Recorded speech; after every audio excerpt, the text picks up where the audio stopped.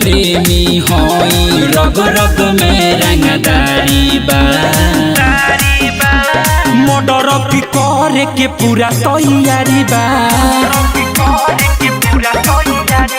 Murder की करे के पूरा तैयारी बा।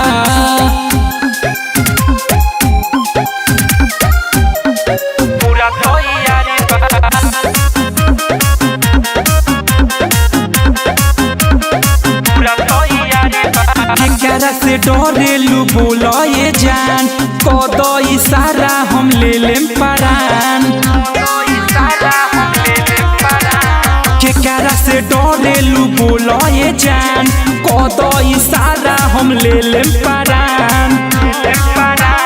थाना पुलिस चिन्हेला हमके जेलवे हमार ससुरारी बा। मर्डर की करे के पूरा तैयारी बा।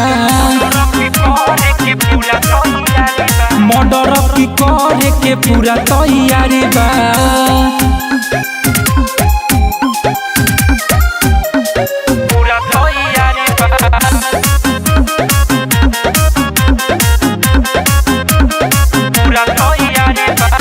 सर काटा हरदम रखी हम पास, ढेर जदी बोली तो देहम धोके धास। बुझले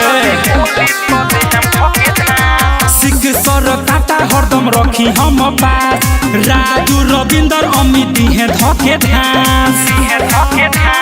कमनो जदी पूछी तो कह दी हो विजय संगे यारी बा। मर्डर की करे के पूरा तैयारी बा। मर्डर की करे के पूरा तैयारी बा।